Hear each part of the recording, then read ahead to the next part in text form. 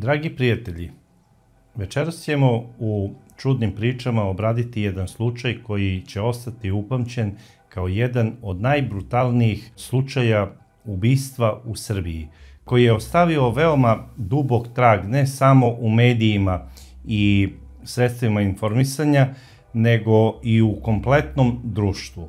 Iako se ovaj događaj desio 2016. godine u jednom kvartu u Novom Sadu, i dan danas se priča o njemu kao o nečemu što ne sme nikada biti zaboravljeno. A vidjet ćemo i zašto. Naime, 15.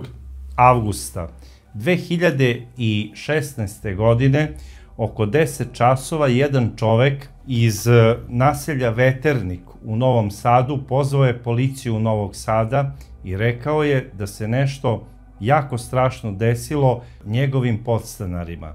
Naime, kako je rekao, ja sam u zgradi koju iznajmljujem svojim podstanarima pronašao mrtvu ženu koja je moja podstanarka i njenu mrtvu bebu. Molim vas, dođite hitno i obavestite sve koga treba.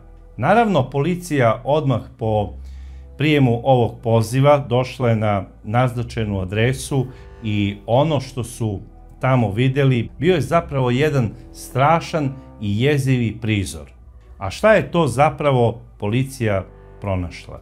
U dvorištu te velike kuće, odakle je izvao taj čovek, nalazila se i manja pomoćna kućica, koja je zapravo nekada bila kuća te porodice dok nije napravila ovu veliku kuću. E sada, ovu manju kuću sada iznajmljuju svojim podstanarima.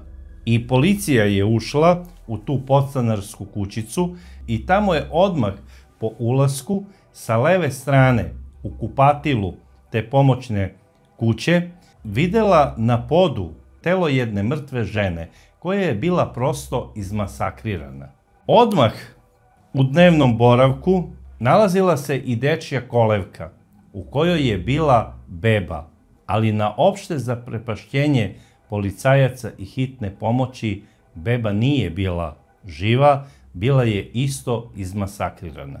I naravno, policajci su odmah počeli uviđaj i rad na istrazi u vezi ovog slučaja.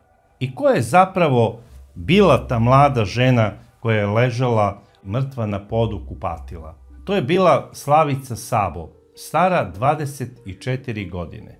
Ona je rođena u Novom Sadu 1992. godine u porodici Đurđić. I tu je odrastala sa svojim roditeljima, sa ocem Duškom i sa majkom Ljiljanom. Ona je bila njihovo jedino dete i oni su joj ispunjavali svaku želju.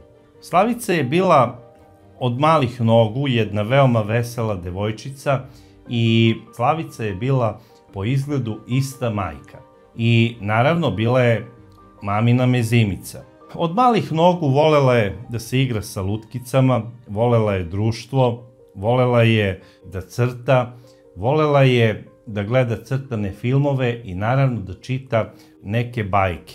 Naravno, kao i svaka druga devojčica, maštala je jednog dana da se uda za nekog princa iz tih svojih bajki.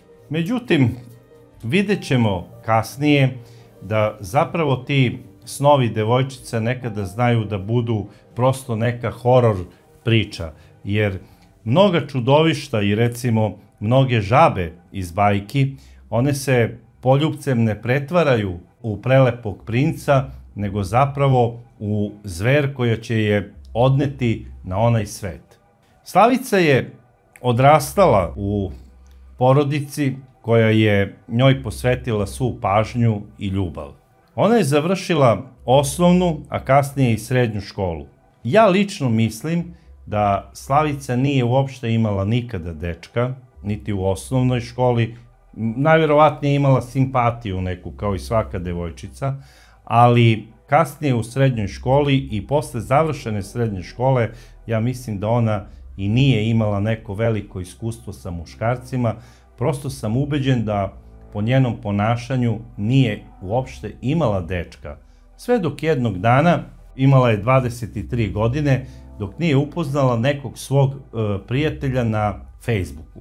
I preko te društvene mreže ona je počela neku vezu koja je trajala par meseci i posle dužeg poznavanja, posle nekoliko meseci tog dopisivanja preko Facebooka, Slavica je odlučila da i lično upozna tog svog prijatelja, koji je navodio da je zapravo tu u blizini Novog Sada, tačnije u mestu Kać, to je isto predgrađe Novog Sada, i da se bavi zidarskim poslovima. A ko je bio taj mladić? Njegovo ime je Arpad Sabo i on je rođen 1987. godine u mestu Lipar kod Kule, nekih 60 kilometara od Novog Sada. Taj mladić, koji se predstavljao kao Arpad Sabo, zapravo tako se stvarno i zvao, jedino što na tom Facebook profilu je stavio da je on iz Kaća. U tom trenutku Arpad Sabo zaista i stanuje u mestu Kać i bavi se zaista građevinom i građevinskim poslovima upravo onako kako je i naveo. Nije on bio nikakav majstor, on je tamo radio kao fizikalac i to nije ništa neobično, niti je pogrdno. Svaki posao je zlata vredan. I šta se sada dešava? Prilikom prvog susreta u Novom Sadu, Slavica se odmah zaljubila u Arpada. I Arpad jeste onako simpatičan i lep dečko. Bio je 5 godina stariji od nje, znači rođen 1987. godine. Imao je taj mali onako razmak između prednjih gornjih zuba, ali to nije ništa ružno, to je zapravo nekim devojkama i jako simpatično. I možda je upravo i to bio isto jedan od razloga zašto se on odmah dopao Slavici na prvi pogled. I Slavica se odmah zaljubila na prvi pogled u ovog dečka, a kako je sve to izgledalo u početku, izgleda i Arpad u nju. I počelo je zabavljanje. Slavica je bila nasmejana, vesela, njeni roditelji su se pitali šta se to dešava, da li je ona našla nekog emotivnog partnera ili simpatiju i naravno Slavica se poverila svojoj majci i rekla je da je preko Facebooka upoznala jednog dečka i da joj se on jako dopada. Da živi u mestu Kać, da se bavi građevinskim poslovima i da je stalno tu u centru grada zbog obaveza. Takođe je rekla da je upoznala i njegovog starijeg brata, koji je automehaničar i koji vozi motor, a ima i automobil. Sve je to najverovatnije roditeljima, pošto je odmah majka Ljiljana prenela i ocu Dušku novu vest, da je Slavica našla simpatiju i da je malo zaljubljena. To je sve roditeljima izgledalo nešto sasvim normalno. Ona je bila njihova jedinica i mezimica. Slavica u tom periodu nema posao, nije zaposlena, veliki deo vremena provodi pored kompjutera, dopisuje se sa svojim prijateljima na Facebooku i tako dalje i sada se i hvali da je pronašla i dečka preko Facebooka. I Slavica se baš iskreno zaljubila u Arpada i volela ga je baš onom pravom devojačkom ljubavlju kakvu samo može da pruži devojka u tim mladim 20. godinama. On je isto govorio i njoj da je on zaljubljen u nju, rekao je da je on javio ne samo bratu i da, mislim, brat je znao pošto su se i upoznali lično, nego da je javio i svojim roditeljima da je našao devojku koju planira da oženi. I naravno, Slavica je dovela svog dečka Arpada kod svojih roditelja kako bi i oni njega upoznali. I on se njima na prvi pogled isto dopao. Delovao je normalno, u početku znači nije pokazivao nikakve sklonosti ka alkoholu. Rekao je da je on zapravo tu podstanar u Kaću, da se bavi građevinom, a inače je iz 65 km udaljene Kule, i to iz sela Lipara. I prilikom tog prvog susreta, kada je Slavičin otac Duško pitao Arpada, dobro, kakva je vaša veza i kakve dalje namere imate, Arpad je doslovce ovako rekao: znate šta, meni se vaša ćerka Slavica jako sviđa, ja imam ozbiljne namere i ja bi se s njom oženio. i kada je Slavičin otac Duško čuo ovu Arpadovu izjavu i zapravo želju, bio je na neki način oduševljen. Bilo mu je milo zato što jedan mlad, vredan dečko koji je radan želi da oženi njihovu ćerku Mezimicu. I to je doslovce tako i preneo svojoj supruzi Ljiljani. Naravno, veza između Arpada i Slavice traje. Posle nekoliko meseci zabavljanja, Slavica je otkrila svojoj mami da je u drugom stanju. Naravno, roditelji su odmah ozbiljno počeli da razgovaraju sa njom, a kontaktirali su i zeta kakve on namere ima i on je rekao da on ne menja svoje mišljenje i svoju želju, da on hoće da oženi Slavicu, ali da on sada stanuje u Kaću u dosta lošim uslovima. Ima on i kupatilo, ima i sobu, ali da su to zapravo loše uslovi i da nije trenutno u mogućnosti da živi sa još nekim u tom stanu. Najverovatnije i na Slavičino insistiranje, njeni roditelji su dali predlog budućem zetu da može da stanuje kod njih u njihovom stanu u Novom Sadu. Jer prosto ne verujem da je on sam došao na takvu ideju i da je on njima dao predlog: znate šta, ja hoću da oženim vašu ćerku, ali ja moram da pređem da živim u vašem stanu. Mislim, deluje mi malo onako nelogično. Ali, da budem iskren, u današnje vreme sve je moguće. I naravno, roditelji su to odobrili i početkom oktobra Arpad se doselio u njihov stan. Od početka oktobra pa narednih 2 meseca sve je nekako delovalo onako okej, kao da je to idilična priča. Naravno, Arpad i Slavica rekli su svojim roditeljima da oni planiraju da ne prave neku veliku svadbu, nego da to bude više onako neka žurka za svoje prijatelje i da će to uraditi posle rođenja deteta, jer Slavica je sada već bila onako vidno trudna. Međutim, šta se tu sada dešava za ta 2 meseca?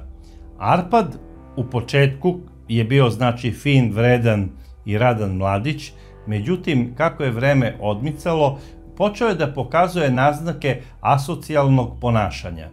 Naime, on je sve češće i češće dolazio kući, zapravo u stan svoje devojke, mrtav pijan. I to u početku Slavičini roditelji su tolerisali, ali kasnije to je nekako postala svakodnevnica. I rekli su Slavici: pa dobro, ovaj izgleda svakog dana je, mislim, ono u alkoholu, što zaradi to i popije, kako on misli da sutra izdržava, recimo, tebe i dete. I Slavica je najverovatnije u takvim situacijama, bar po mom mišljenju, govorila svojim roditeljima: nemojte o njemu da pričate tako, jer ja njega volim. A osim toga, on je imao veoma nesrećno detinjstvo i puno je propatio. E sada, kakvo je bilo to njegovo nesrećno detinjstvo? Arpadovo nesrećno detinjstvo je bilo zapravo zaista nesrećno. A zašto? Zato što je imao oca. U stvari, njegov otac je živ. I šta je radio njegov otac? Non stop je bio pijan svakog dana, maltretirao je i Arpadovog brata, maltretirao je i Arpada, a takođe i Arpadovu majku. Ona je sve to zbog dece trpela koliko je mogla i u jednom periodu, znači kada je smatrala da su deca već velika, ona je bukvalno pobegla glavom bez obzira. Bar po pisanju štampe, Blica, Politike i pokazivanju svih komšija iz sela Lipara. Znači, oni su svi govorili kako je taj Arpadov otac maltretirao tu nesrećnu ženu, da se on svakog dana napijao, da je maltretirao i Arpada, a i njegovog brata. I majka je otišla svojim putem, da li se preudala, da li je našla neki posao u nekom drugom gradu, to sada i nije bitno. Bitno je da je Arpad, pored pijanog oca, počeo, nažalost, i da imitira oca.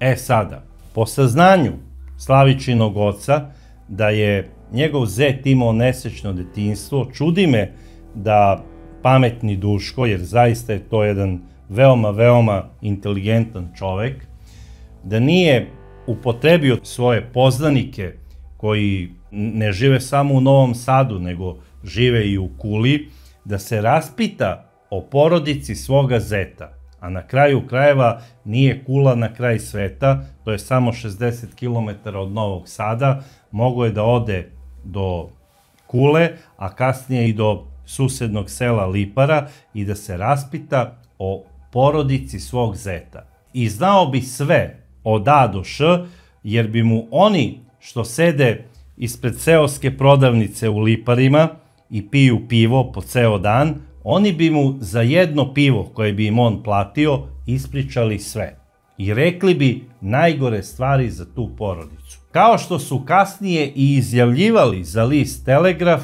Novosti i Blic, tvrdeći da je porodica Sabo katastrofalna i užasna porodica, da žive u nekom podrumu u nehumanim uslovima, da sve što zarade troše na alkohol, najviše na pivo. I da je tu zapravo jedini mučenik u toj porodici bila jedino Arpadova majka.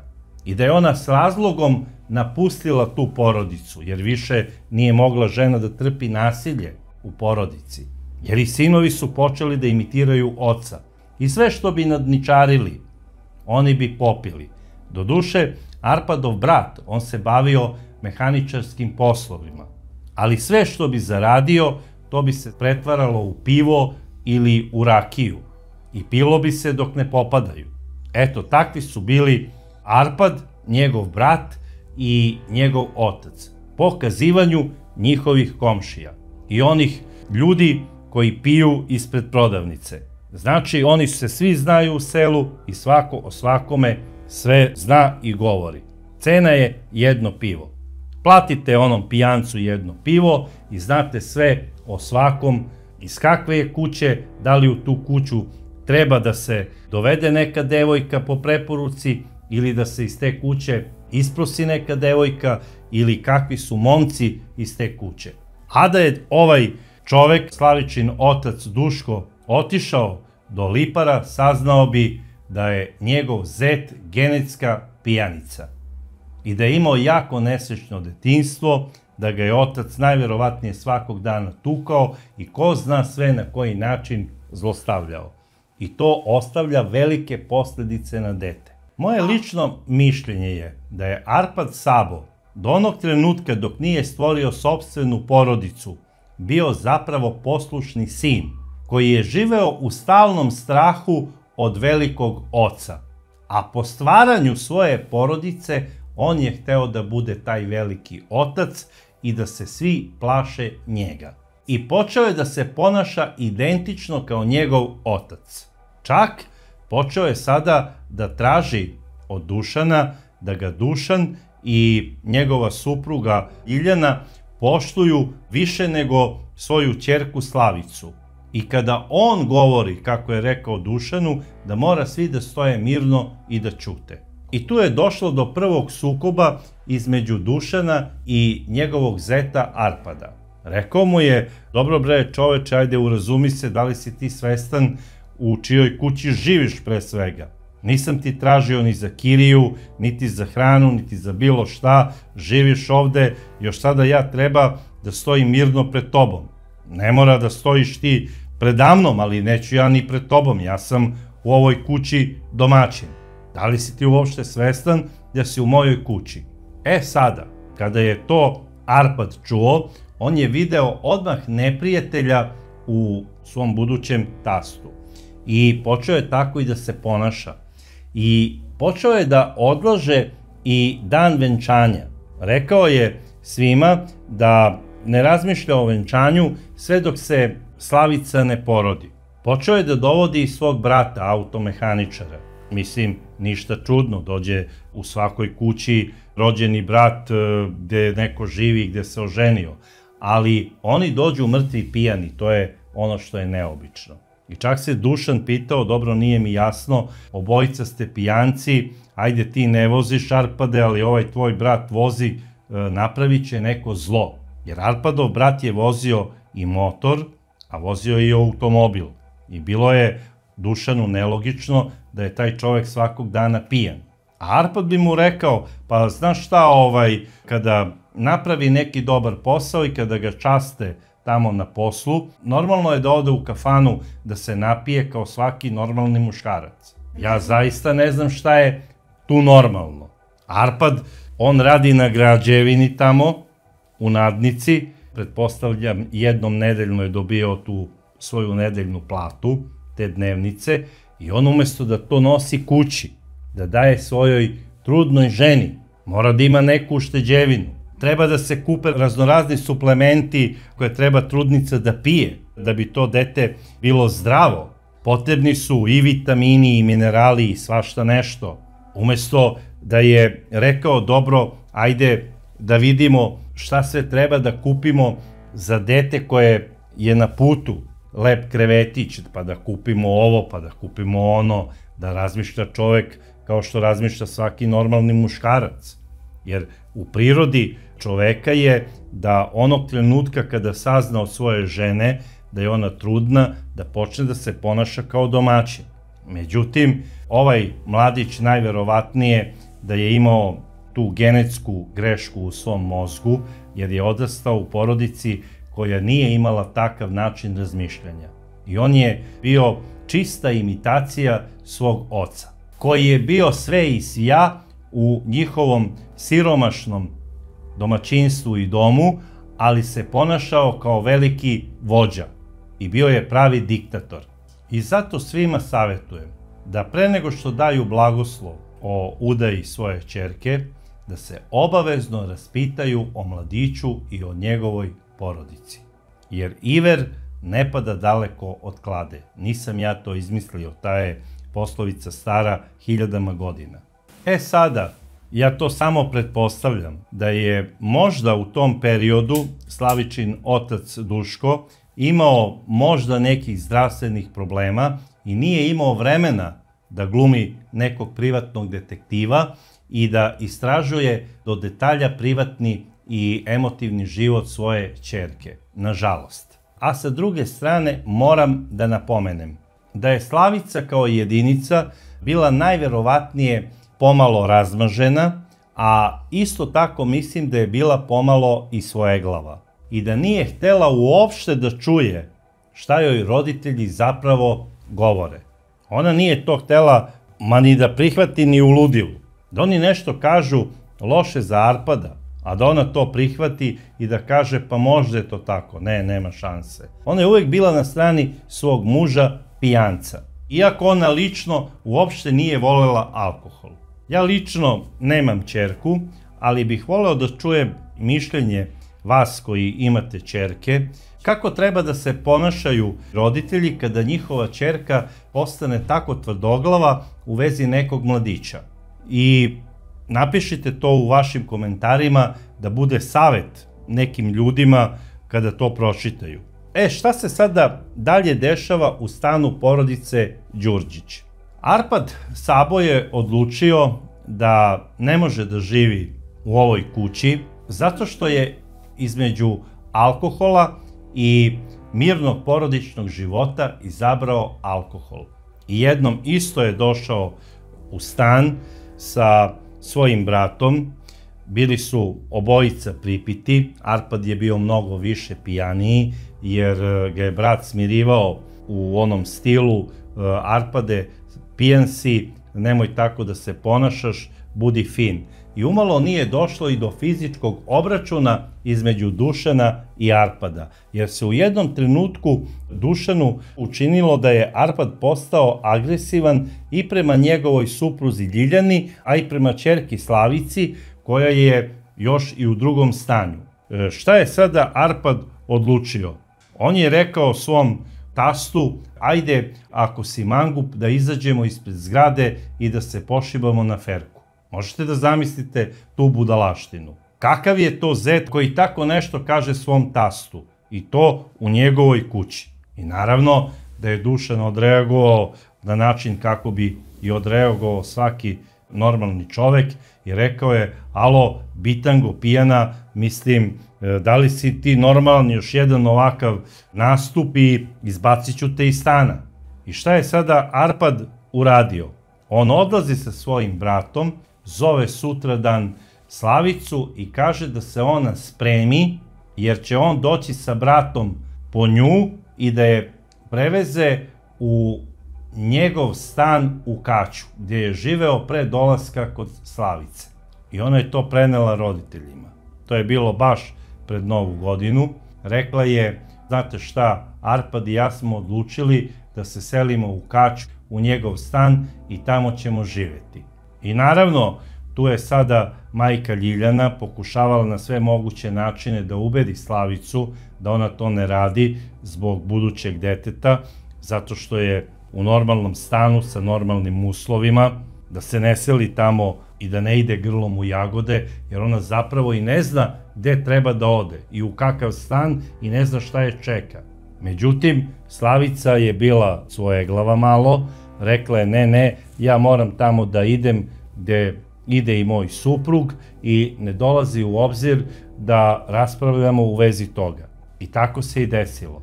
Arpad je došao sa svojim bratom, oni su preselili Slavicu sa njenim stvarima, ona je uzela što je smatrala da joj treba i preselili su se za Kać. I tako se završila ta dvomesečna zajednička avantura boravka u Dušanovom stanu i po samom Dušanovom kazivanju Arpad je polomio 3 telefona, jedan Slavičin i njegova 2 mobilna telefona.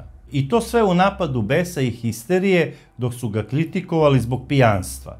Možete da zamislite čoveka koji radi za dnevnicu, bez obzira kolika god da je dnevnica tamo na građevini, a ne verujem da je više od 40 eura, dođe i polupa telefon od par stotina eura. Samo zato što mu je žena rekla: ajde, malo se saberi, nemoj da popiješ sve pare koje zaradiš, jer treba će nam sutra za dete. I stvarno ne mogu da shvatim da sa takvim čovekom Slavica ostavlja sigurnost roditeljskog doma i svoje divne roditelje. I ubeđena da je zaljubljena u čoveka, koga je upoznala preko Facebooka, odlazi tamo u Kać, u njegovom iznajmljenom stanu, koji zapravo nije stan, nego šupa. Znači, nema pod, to je beton, totalno neka zapuštena priča, najverovatnije da je to u jednom delu nekog magacina napravljen samo prostor da može da živi tu neki radnik tog vlasnika tog magacina. I Arpad je stanovao u tom stanu koji je bio zapravo poslovni prostor njegovog gazde. Imao je on tamo neki WC, to je bez kade, bez tuš kabine, topla voda je bila doduše u nekom bojleru, ali sve je to improvizovano u nemogućim uslovima za život jednog građevinca koji radi na baušteli. Međutim, ta prevelika ljubav koju je Slavica gajila prema Arpadu je zapravo potisnula sve te muke i ona se najverovatnije osjećala kao u raju. Ili je ona samo to vešto skrivala. Od trenutka kada je izašla iz roditeljskog doma, pa do prvog dolaska ponovo da ih obiđe tamo posle nekoliko nedelja, ona je izgubila osmeh na licu. Doduše, na njenom licu se nisu videle masnice od batina, ali ona najverovatnije dobijala šamare, bila je maltretirana sigurno od svog supruga i ko zna na koji način sve fizički i psihički zlostavljana. Najverovatnije da ju je on i vređao, omalovažavao, ko zna šta se je pričao. U tom svom maltene poludelirijumu od alkohola. Sada, za sve to vreme njihove zajedničke veze, Slavica je uspostavila i kontakt sa Arpadovom majkom. I mogu slobodno reći da je Slavica bila ubeđena, a i Arpadova majka je tako izjavila, da su njih dve postale zapravo veoma bliske. One su svakog dana komunicirale tim video pozivima i pričale su onako duže vreme I ja sada prosto ne mogu da verujem da Arpadova majka nije u jednom momentu rekla kakvi su oni zapravo kao muškarci i zašto je ona otišla od Arpadovog oca. Ja prosto ne verujem da ona to nije rekla, čak sam u neku ruku uveren da je ona sve to iskreno ispričala. Jeste ona rodila u toj porodici i naslednike svom suprugu, ali šta je ona sve progutala i šta je sve istrpela na sopstvenoj koži, to je samo ona znala. I najverovatnije da se ona negde u dubini svoje duše pribojavala za svoju snaju. Možda znajući kakav je njen sin, jer on je po pričama njihovih komšija tamo iz mesta Lipara zapravo bio pljunuti otac po ponašanju. I onda mogu da zamislim Arpadovu majku, čije ime nećemo spominjati sada, kakvu je ona brigu imala, i to mislim opravdanu brigu. Sada, jedino što možda je greška Arpadove majke, što nije kontaktirala i svoje prijatelje. A takođe mislim da je velika greška i Slavičinih roditelja što nisu kontaktirali Arpadovu majku. Jer da jesu, možda bi ova žena svojoj priji ispričala iskreno ono što je zadesilo i da objasni zapravo pravi razlog njenog odlaska iz te porodice. A zaključak bi Slavičini roditelji doneli sami. A postoji i druga mogućnost. Možda je Arpadova majka, ipak kao majka, naravno volela svog sina i verovala da će se on ženidbom sigurno promeniti i da on iskreno voli Slavicu i još kad dođe dete na ovaj svet, da će on totalno da se promeni i da će živeti za svoje dete i za svoju porodicu. I da će biti sušta suprotnost svoga oca. Da će biti zapravo dobar muž i dobar otac. Ali ono što je ovoj prelepoj ženi trebalo da nagovesti da se njen sin neće promeniti i da će zapravo biti isti otac i dalje, to je zapravo njegova ljubomora prema svojoj supruzi i prema sopstvenoj majci, što njih dve pričaju svakog dana telefonom.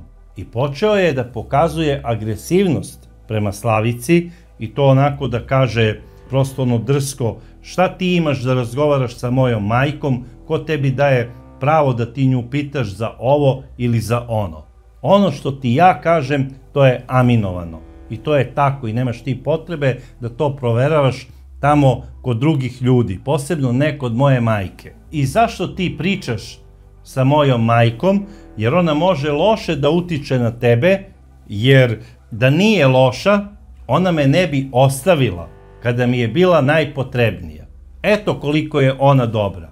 Ne znam šta reći, ali najverovatnije da se Arpad pribojavao da zaista njegova majka ne kaže nešto loše za njega i za njegovog oca i da Slavica odluči da se vrati svojim roditeljima. Jer on je imao strah od napuštanja. Baš iz razloga što ga je majka ostavila, kako on kaže, kad mu je bila najpotrebnija, bio je već punoletan, mislim, bio je već veliki dečko i nije mu bila ni potrebna toliko majka.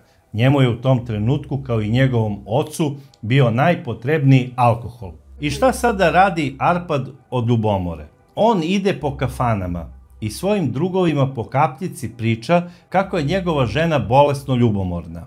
Da mu priča razne gluposti, u smislu ti ne ideš u kafanu da bi pio, nego ideš tamo da juriš konobarice. Zatim, ti nisi potrošio te svoje pare na piće i sa društvom, ti si potrošio tamo sa onim ženskama iz kafane.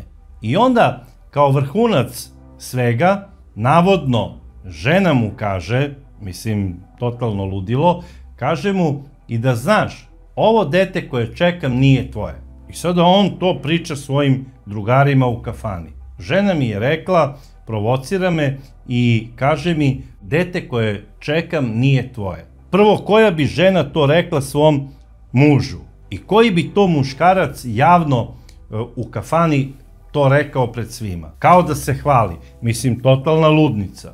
Ja ne verujem uopšte da je to tako bilo i mislim da je zapravo Arpad bio taj koji je bio ljubomoran i posesivan. U svakom pogledu. I sigurno je on svojoj ženi govorio, dok sam ja na poslu, ko zna ti koga ovde u mom stanu primaš i dovodiš i ko zna šta ti sve radiš i ko zna da li je to dete uopšte moje. I naravno, posle ko zna koliko takvih svađa i rasprava, Slavica je pred sami porođaj odlučila da ga na neko vreme privremeno ostavi i da se vrati kod svojih roditelja kako bi se porodila u humanim uslovima, znači da bude u normalnom stanu pred porođaj, da kada dovede dete iz bolnice, da ima gde da ga dovede i da ima normalno kupatilo i da ima na kraju krajeva jedan mir.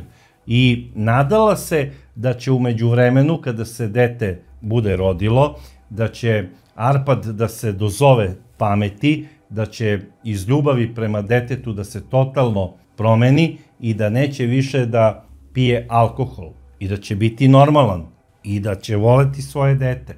I naravno, iz svih tih razloga Slavica dolazi kući svojim roditeljima. Bila je to sredina marta, ona je tamo provela neke 2 nedelje do porođaja, odlazi, znači porađa se, donela je na svet jednu prelepu devojčicu, svi su bili presrećni, devojčica je dobila ime Nikolina, to je bila jedna prekrasna beba i dok je Slavica bila posle porođaja nekoliko dana u bolnici, tu su dolazili da je posete, znači i njeni roditelji, odnosno Ljiljana i Duško, dolazili su i kumovi da je posete, takođe je došao i Arpad, ali bila je i Arpadova majka. I prilikom posete, Arpadova majka je devojčici Nikolini, znači bebi, poklonila je jednu zlatnu narukvicu za sreću, da je beba nosi na svojoj ručici. Odmah posle normalnog porođaja i provedenih nekoliko dana u porodilištu, devojčica je dovedena u porodični stan porodice Đurđić. Porodica je bila presrećna, najviše Slavičina majka, odnosno presrećna baka. Ime ovoj devojčici odabrala je majka, Slavica. Nikolina je prelepo ime. Najverovatnije da bi Nikolina bila i prelepa devojka. Svi su bili srećni, bio je srećan i deda, Duško. On je već počeo da mašta da jednog dana kada Nikolina bude porasla i kada bude prohodala, da će onda je izvodi u šetnju i ne samo to, nego da idu zajedno i na pecanje tamo na kanal. I svašta je on nešto maštao i razmišljao. Kupili su veliku količinu igračaka za dete. Bilo je tu svega i svačega. Jednog dana, naravno, došao je i Arpad sa svojim bratom. Primili su ga oni kulturno i fino. On je tu razgovarao sa svojom ženom, rekao je da je i njegova majka presrećna.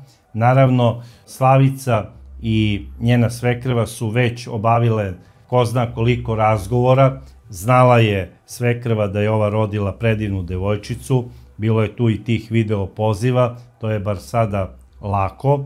I šta se dešava? Tada prilikom te posete i Arpadovog boravka u tom stanu, on je Slavici rekao da se on sada angažovao sa svojim prijateljima da pronađe neki dobar i normalan stan kako bi preselio Slavicu i dete u taj drugi stan. I Slavica je sada to prećutala, nije odmah rekla svojim roditeljima ono što joj je Arpad rekao, jer on to je iskoristio kada su sami u 4 oka. I kada je Arpad otišao sa svojim bratom, ona je nastavila da živi u stanu svojih roditelja i to je trajalo još 10-ak dana. I kada je devojčica imala svega 10 dana od rođenja, Arpad je nazvao svoju suprugu, Slavicu, da se ona spakuje, da uzme sve svoje stvari i da će on sa svojim rođenim bratom doći kako bi je preselio u novi stan. jer kako je rekao, pronašao sam jedan prelepi stan u Veterniku. I pazite, on zove svoju suprugu da se ona spakuje u 9 sati uveče. I ono što je isto interesantno, tada kada se dešava taj Slavičin boravak od 10 dana posle porođaja, njeni roditelji su saznali da su se Slavica i Arpad venčali i da je ona sada zapravo Slavica Sabo. Takođe je naravno i Nikolina upisana kao Nikolina Sabo. I tako se Slavica na brzinu pakuje. Naravno, roditelji negoduju, posebno majka, a i otac Dušan kaže, dobro bre, pusti ti njega, mislim, vidiš da je bio i danas pripit. Razmišljaj o detetu, mnogo vam je bolje da budete ovde. Ko zna u kakvu će tamo rupu da vas sada odvede, ima da vas pojedu štakori. Međutim, Slavica je rekla ne, ja idem tamo gde mi je muž to rekao i tačka.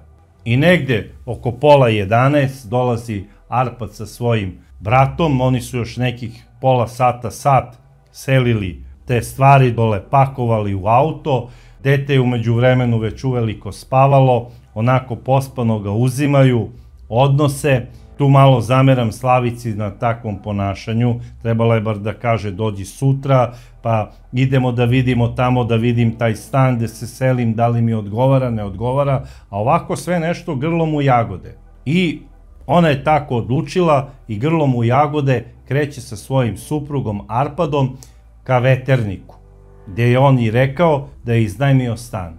I u dvorištu jedne takve kuće, te večeri, to je bio početak aprila, dolaze Arpad, njegov brat, Slavica i beba, Nikolina. Tu su se uselili, znači, u pomoćnu kuću, te kuće. Stan je bio pristojan, delovao je normalno, imao je sve ono što treba da ima za stanovanje. Nije bilo kao u Slavičinom stanu, ali može da se živi.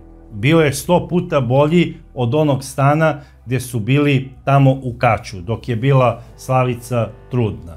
I kreće život sa bebom. Slavica je po meni napravila grešku. Sada sve ono što joj je pomagala majka oko bebe, sada sve ona mora da radi sama.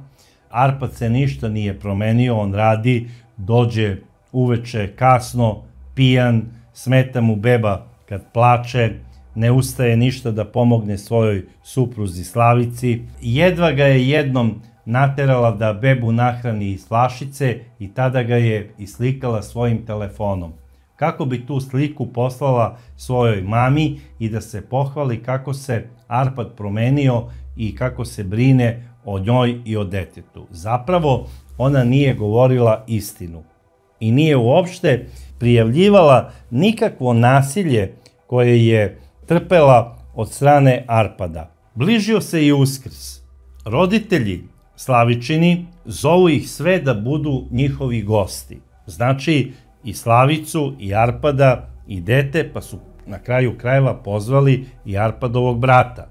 I oni su obećali, dolazimo, nema problema. Međutim, dan pre Uskrsa zove Arpad i kaže svom tastu da oni ne mogu da dođu na Uskrs zato što planiraju da naprave jedan roštilj jer dolazi i Arpadova majka kod njih u goste.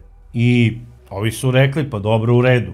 Sada na taj roštilj nisu pozvali Duška i Ljiljanu, odnosno Slavičine roditelje. Oni nisu se ništa bunili, došao i taj dan Uskrsa, čuli su se sa ćerkom nekoliko puta, pitali su da li je došla Prija. Ona je rekla da Prija nije došla, odnosno Arpadova majka, da je tu Arpadov brat i da oni ceo dan roštiljaju i da se onako baš lepo provode. I to je tako i bilo, oni su ceo dan tu roštiljali, pili, zezali se i neko ko ih je gledao sa strane mogao bi da zaključi da su oni zapravo jedna onako srećna porodica. Međutim, prošli su ti uskršnji praznici, tamo je prvi put došla sada u posetu Slavici i njena mama, bila je tu, zadržala se samo nekoliko sati, donela je neke stvari za bebu, poklone, otišla je taksijem nazad u svoj stan. Ispričala je svom suprugu Dušanu da žive u onako nekom normalnom stančiću, da to nije tako strašno, i Dušan je rekao, ma ne, mislim, ja Arpada više uopšte ne gotivim i ja neću otići tamo da ih obilazim, neka oni dođu ovde. I možda je tu Dule malo onako i preterao u tome, možda je trebao da ide sa svojom suprugom, jer možda bi se na neki način Slavica i otvorila i rekla neke stvari koje možda je imala negde na srcu, ali nije smela da kaže. I šta se dešava dalje u toj priči? Dolazi i 1. maj. Duško i Ljiljana ponovo zovu svoju decu kod njih za prvomajske praznike. Oni su obećali da će doći, međutim, tog 1. maja oni nikako da stignu. Nekoliko puta je Dušan zvao svoju ćerku kako bi saznao vreme dolaska. U jednom trenutku Slavica kaže, pa dobro, tata, jasno ti je da ne možemo da dođemo, Arpad je sada sa društvom u kafani, treba da se vrati. Odmah je Dušku bilo jasno da od dolaska nema ništa i kasnije u jednom trenutku zvoni mu telefon i to ne zove ga ćerka, nego zove ga Arpad sa njegovog telefona. I kada se Duško javio, Arpad je onako rekao, vidi, mi ne možemo da dođemo sada kod tebe, imamo tu nekih problema, evo i Slavica se nešto buni, hoće da izbaci iz mog stana mog brata, to nije u redu, vi ste je na to nagovorili. I dok je Duško pričao sa svojim zetom, on je u pozadini čuo glas svoje ćerke kako se svađa sa svojim deverom i shvatio je da se tu zapravo dešava neko nasilje. I taj razgovor se završio, međutim to nije bio poslednji razgovor između Arpada i Duška. Kasnije on u ponoć zove ponovo svog tasta i počinje da mu preti. Čak mu je psovao i majku. Opsovao mu je majku i kada je Duško došao sebi i rekao je, alo, da li si bre čoveče normalan, meni je majka preminula još pre 8 godina. I ovaj kaže, znam, mrtvu li ti majku? I kada mu je Duško rekao, alo magarče, kako ti to pričaš sa mnom, Arpad mu je rekao, ma šta ti meni magarče, znam ja sve o vama, meni je Slavica rekla da ste vi nju seksualno iskorišćavali. Ludilo mozga. I Duško je rekao, alo bre barabo jedna, jesi ti pijan, drogiran, šta je sa tobom? I onda je on rekao, nisam ja ni pijan ni drogiran, vi ste totalno zatrovali svoju ćerku protiv mene, ona hoće da me posvađa sa mojim bratom, a moram da ti kažem i to da sam ja rešio to da rešim na jedan drugi način, evo doći ću bombom tamo u vaš stan i sve ću da vas dignem u vazduh. Ima da vas špaklom skidaju sa zidova. Sada ću da dođem sve da vas pobijem. I tu je Duško rekao, pa dobro bre, ako si baš toliki mangup, ajde dođi i da rešimo to jednom za svagda. I Duško je i dalje hteo još nešto da mu kaže, međutim Arpad je prekinuo taj razgovor, međutim pre nego što je prekinuo, Duško je čuo glasno svađanje između njegove ćerke i nekog muškarca. Pretpostavljao je opet da se radi o rođenom Arpadovom bratu. I posle ovog razgovora Duško je rešio da pozove policiju. Pozvao je 192, javio se dežurni policajac i Duško je telefonom prijavio da njegov zet preti njemu i njegovoj ženi kako će da ih ubije bombom, a plaši se i za svoju ćerku i unuče da ih ne maltretira u Veterniku i rekao je tačnu adresu. Međutim, dežurni policajac mu je rekao, gospodine, takva prijava ne ide telefonom, dođite lično u policijsku stanicu da biste je dali na zapis i da je potpišete. I naravno, Duško je odmah pozvao taksi i taksijem je otišao u glavni SUP u Novom Sadu i dao je prijavu na zapis. Dao je prijavu protiv svog zeta, Arpada, da mu on preti da će da ga ubije i kako je rekao u toj prijavi, mislim da on fizički i psihički maltretira moju ćerku. I ko zna šta se sada tamo dešava. On je bio mrtav pijan i možda će da tuče sada moju ćerku. Oni žive u Veterniku na toj i toj adresi. I onda mu je dežurni policajac po Duškovoj izjavi navodno rekao, mi ne možemo odmah tamo da pošaljemo patrolu, otići će sutra sektorski radnik da proveri šta se to tamo dešava, jer ako odemo sa interventnom tamo i vaša ćerka kaže ne, to nije tačno, onda mi ispadamo glupi i samo sam bez veze slao patrolu. Ako je ona u nekom problemu, neka ona pozove 192 i kaže ovde me tuče muž i mi odmah šaljemo tamo interventnu. Međutim, niko nije iz Veternika pozvao patrolu i tog 1. maja ušla je prijava na zapis da Arpad Sabo preti svome tastu i tašti kako će ih ubiti bombom, ali protiv toga da li je preduzeta neka radnja i da li je rađen neki operativni rad, to nije znao ni Duško, a boga mi ne znam ni ja. Posle tog 1. maja, majka Ljiljana zvala je svoju ćerku svakog dana da je pita da li ima nekih problema, da li je maltretira suprug, međutim ona se nije žalila, nije ništa prijavljivala ni majici, ni ocu, ponajmanje ne policiji. I Ljiljana je odlazila Slavici u posetu malte ne svakog drugog, najkasnije 3. dana, da bi videla tamo da li Slavica sve ima šta joj treba oko deteta i da joj majka Ljiljana to kupi i da joj odnese. Jer kako je skapirala, od zeta Arpada vajde nema. Ona je sigurno htela i da popriča sa svojim zetom, međutim on nikada nije bio kući, ili bi radio na građevini, ili bi bio posle posla u kafani. A žena kada bi došla, znači normalno u toku dana, ona sedi do predveče, pozove taksi i ode kući. Ona je redovno obilazila svoju ćerku i unuku, Nikolinu, ali otac Dušan nije, jer je bio ljut posle onog zadnjeg razgovora, posebno je bio ljut na svoga zeta i nije imao nameru da se prvi pomiri s njim. Očekivao je da je ovaj mlađi, eto, pozvaće taste, ajde da se pomirimo, i Dušan bi to, odnosno Duško bi to prihvatio. Naravno, zbog ćerke, a i unuke.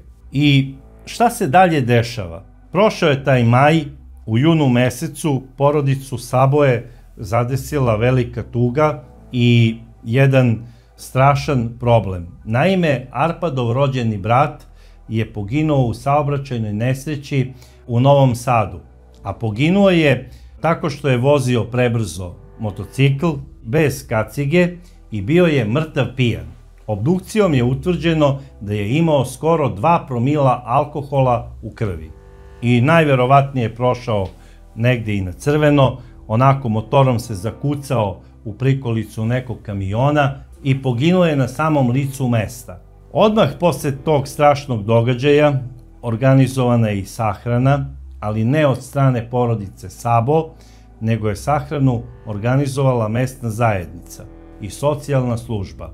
Jer Arpad novca za sahranu nije imao, nije tražio ni od svoje majke, koja je zapravo bila maćeha njegovom polubratu, bar po kazivanju Slavičinog oca Duška.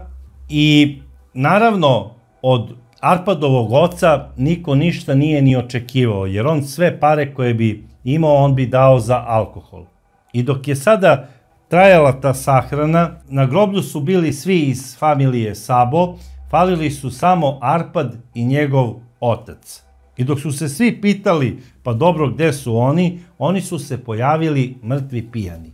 Možete da zamislite tu scenu, da na sahranu svog sina i svog brata neko dođe mrtav pijan. Pa to je, mislim, krajnje nepoštovanje pokojnika i svih običaja. Sada, ljudi su se samo za glavu od čuda uhvatili, prošla je sahrana, Arpad je došao kući i posle te sahrane za Slavicu nastaju crni dani.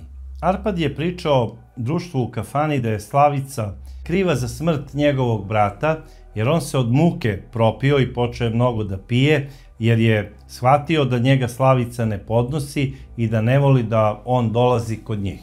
I da je na neki način ona njemu zabranjivala da on tamo dolazi, jer kad god dođe ona se s njim posvađa. To je totalna glupost i to je bio samo jedan izgovor kako bi Arpad maltretirao ovu jadnu ženu.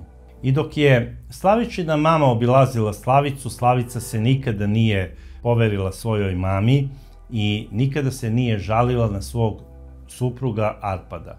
Nekoliko puta je i Slavica obišla svoje roditelje. Išla je taksijem sama, bez supruga, znači sa bebom, u posetu svojim roditeljima i kada je tada bila kod njih, Slavičin otac Duško bi je pitao: sine, kaži tati da li imaš neki problem, tata će da te zaštiti na sve moguće načine, kaži mi molim te da li ti dobro živiš, jer ja koliko vidim više nema osmeha na tvom prelepom licu.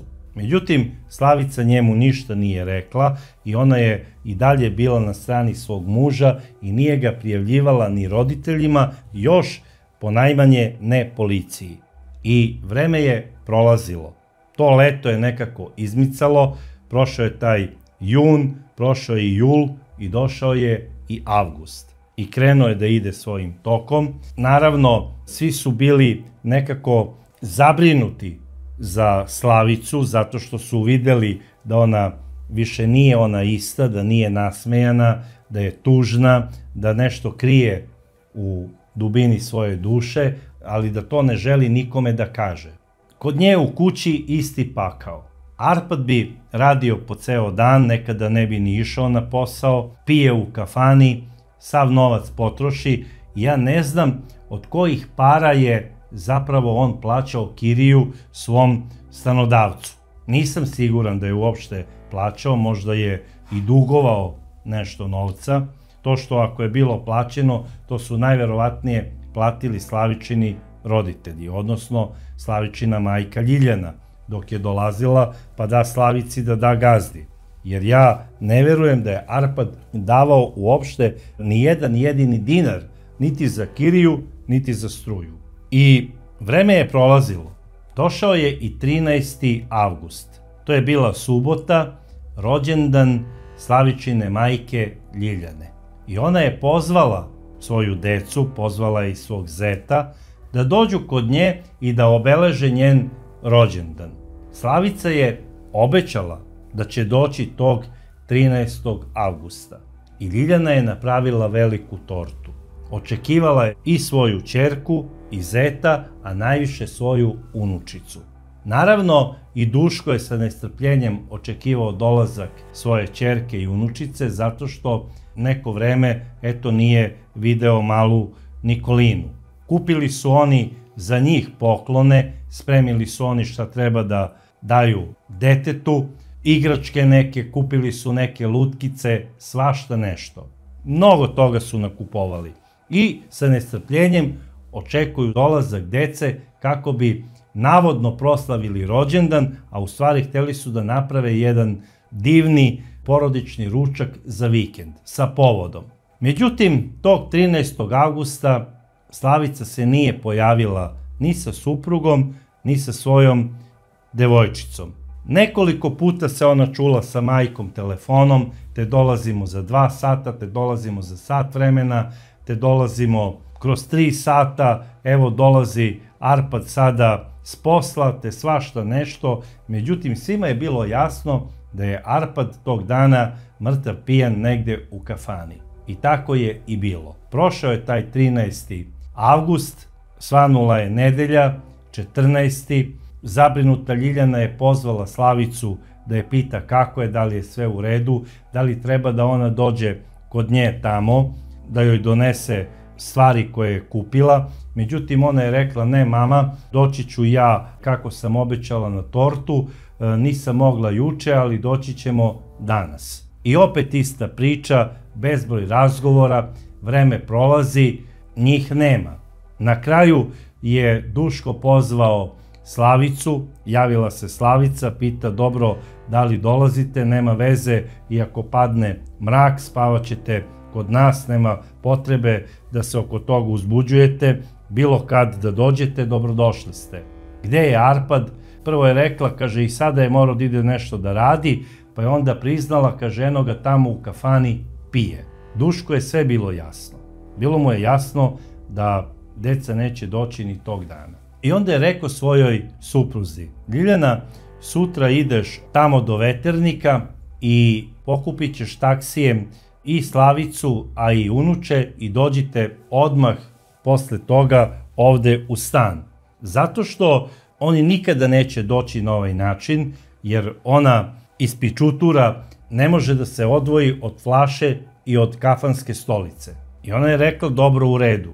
Više puta su se čuli tog dana. Uveče, oko 9, zadnji put.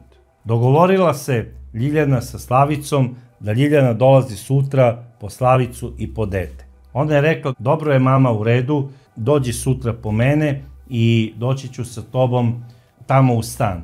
Međutim, to je zapravo bio i poslednji razgovor između Ljiljane i Slavice. Zašto? Arpad negde oko 11 sati dolazi mrtav pijan, totalno oduzet od alkohola. Slavica je sigurno njemu prigovorila zašto se napiješ toliko, trebali smo da idemo u goste, 2 dana smo propustili zbog tvog pijanstva i na taj način ti si uvredio i mene, a i moju majku. I Arpad, mrtav ladan, umesto da kaže izvini ili bilo šta, on joj je opsovao majku, a odmah posle toga počeo je pesnicama da je tuče po glavi. Jadna Slavica je pokušala da se skloni u kupatilo, međutim, ubrzo posle nje, njen pijani muž razvaljuje vrata i udara je opet pesnicom u predelu lica, ali ovog puta u desnoj ruci je držao i veliki nož.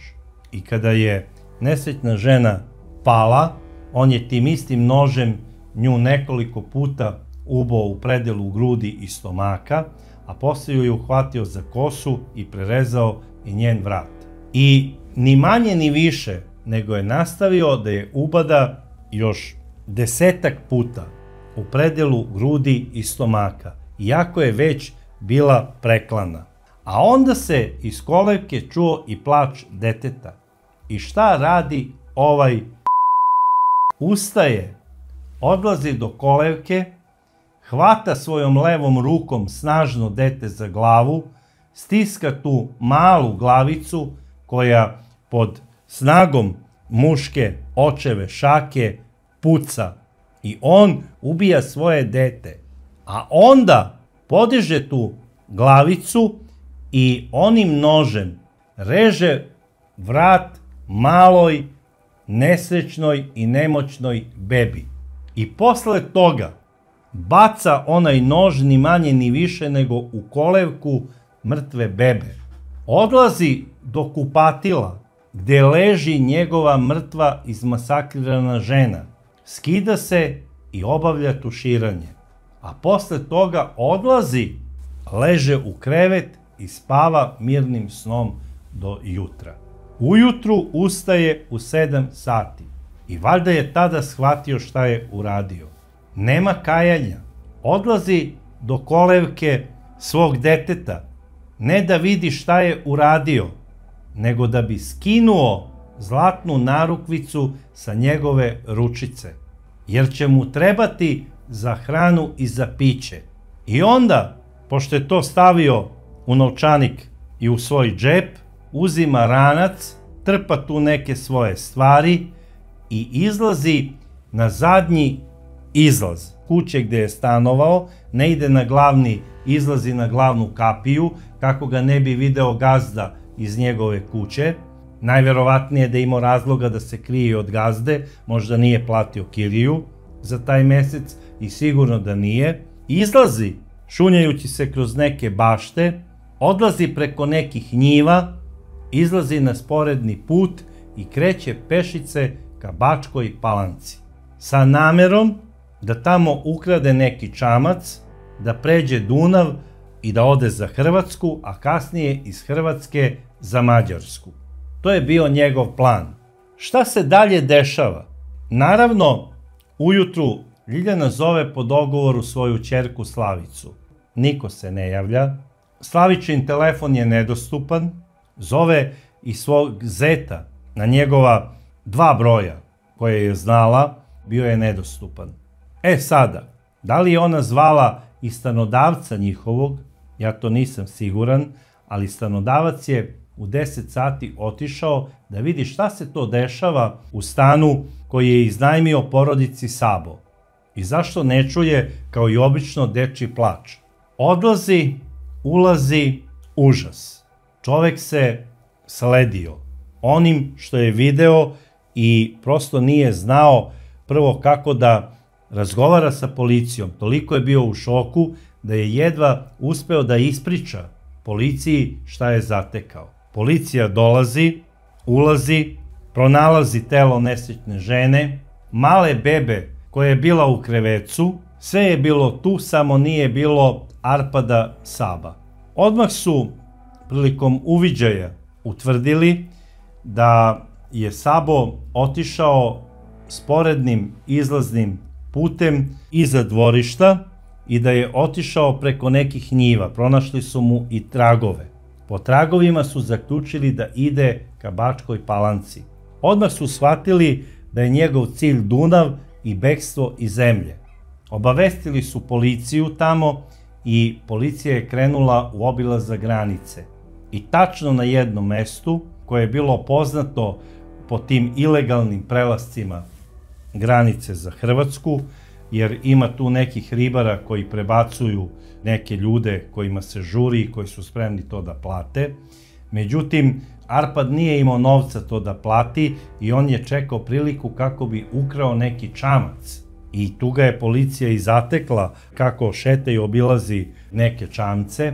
Nije pružao nikakav otpor, policija ga je svezala i on je odmah rekao da, ubio sam svoju ženu i svoju ćerku i ne kajem se.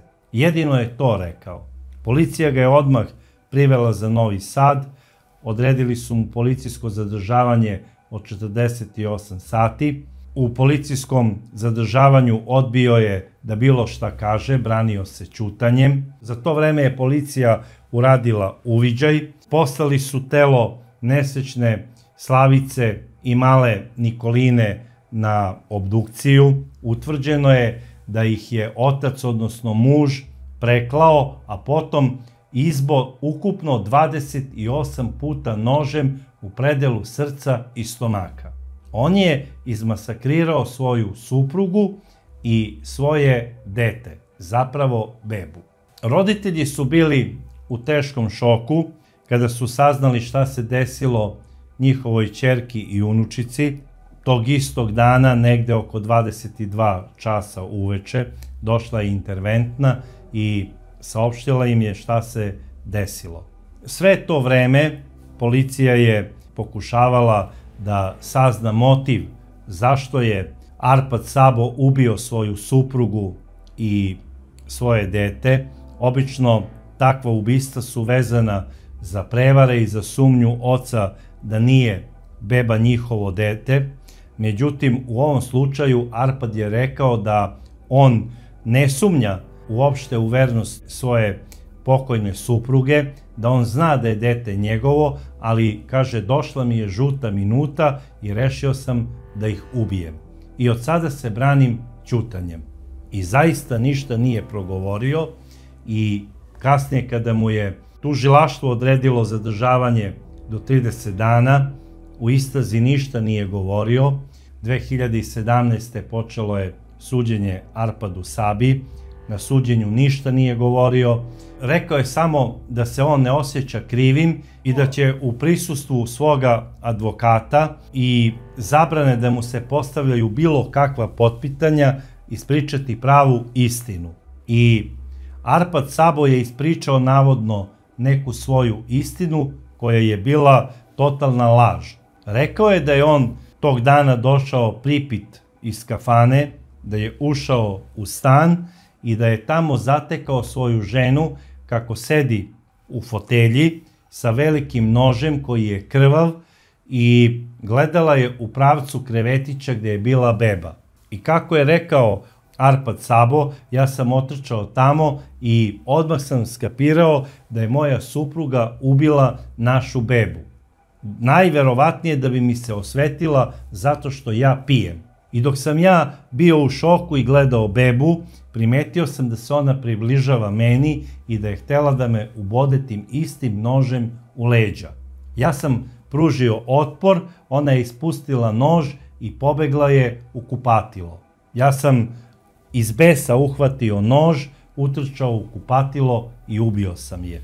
Jesam je ubio, ne osjećam se krivim i apsolutno smatram da sam uradio dobru stvar zato što je ona zlikovac koja je ubila naše dete. Naravno, sud to nije hteo da prihvati kao istinu, znali su da Arpad laže zato što su obdukcijom utvrdili da je prvo ubijena nesrećna žena, a posle devojčica. Takođe su utvrdili uzrok smrti nesrećne devojčice, a to je zapravo nagnječenje mozga koje je uradio Arpad svojom zlom očinskom šakom i kasnije joj je nožem prerezao vrat. Bilo je zapravo i otisaka njegovih prstiju na glavi nesrećne devojčice. Sada postoji tu jedna polumisterija zašto na nožu nije bilo DNK od ubice i zašto nije bilo nikakvih otisaka prstiju. Advokati su hteli da negiraju da je Sabo zapravo ubio svoju ženu i ćerkicu, međutim to sud nije prihvatio. Sudija je doneo procenu i došao je do zaključka da je Arpad Sabo sigurno koristio rukavicu, što je najverovatnije i tako. On je bio građevinac, imao je stalno te neke rukavice u svojim džepovima, od pantalona, od jakne, tako da je najverovatnije to uradio u rukavicama. To je sigurno. Ono što je jako bitno, nije pokazao ni trunku kajanja. Suđenje je trajalo godinu dana. Arpad Sabo je na tom suđenju osuđen na 40 godina zatvora. I istu kaznu sada izdržava. Kako piše Telegraf, prema izjavama Arpadovih komšija, odnosno porodice Sabo iz mesta Lipara, navodno je Arpadov otac izjavio neka ih je ubio, tako im i treba. Ja prosto ne mogu da verujem da ovo može da kaže normalan ljudski ali eto kako piše Telegraf, to je izjavio Arpadov otac. Ako je stvarno ovo izjavio, onda to sasvim dovoljno govori o njemu. S druge strane, Arpadova majka, kada je čula šta je uradio, ona se odrekla svog sina i o tome se javno izjasnila na društvenim mrežama. Napisala je da će joj srce pući za njenim princezama, misleći na snaju i na unučicu. A kako je rekla za sina, zločinac neka robija svoju kaznu i da Bog da nikada ne izašao sa robije. Naravno, za Slavicom i za Nikolinom najviše žale Slavičini roditelji. Duško i Ljiljana su godinama patili za svojom ćerkom i unučicom i nikada ih neće prežaliti. Nikolina i Slavica su sahranjene u istom kovčegu, bele boje. Međutim, ono što meni nije jasno, kako su roditelji dozvolili da se njihova deca, odnosno ćerka i unučica, sahrane pod prezimenom Sabo. Ali pravi odgovor znaju zapravo njeni roditelji. Možda su oni na taj način hteli da ispoštuju svoju ćerku, pošto je ona do zadnjeg trenutka svog života volela svog supruga. Tog istog supruga koji je ubio i nju i njihovo zajedničko dete. Međutim, Duško Đurđić nije stao na ovome i nije samo patio. On je postao i pisac i svu svoju patnju je preneo na papir. Napisao je 6 knjiga. A prva knjiga koju je napisao zove se Čudovišta su pobegla iz bajki. Na taj način On je simbolično hteo da stavi do znanja svim devojčicama i mladim devojkama da život nije bajka i da ne treba da veruju u bajke, nego da veruju u istinu. I kako kaže Duško, da ne kriju ništa od svojih roditelja. A ako ne žele da kažu sve stvari svojim roditeljima, to što kriju moraju da kažu policiji, jer to je jedini način da ostanu žive. I Duškova misija je stop nasilju nad ženama. I ja vam preporučujem da preko društvenih mreža poručite i pročitate Duškove knjige, jer iz njih možete mnogo toga naučiti. Dragi prijatelji, ovaj zločin, ovaj strašan događaj ne sme biti zaboravljen. On jeste potresao celu Srbiju kada se desio, ali o njemu tek treba da se priča, da se ne bi nešto ovako, ne daj Bože, ponovo desilo. Zločina je bilo i biće, ali ovaj će biti upamćen kao jedan od najmonstruoznijih u Srbiji. Bilo mi je jako teško da sve ovo ispričam, još manje da shvatim jednog roditelja koji želi da ubije svoje dete i njegovu majku. To prosto ne mogu da shvatim. Hteo bih da čujem i vaše mišljenje, dragi prijatelji, kao i dosad u komentarima i sa nestrpljenjem ih očekujem, a do sledeće čudne priče ja vas pozdravljam.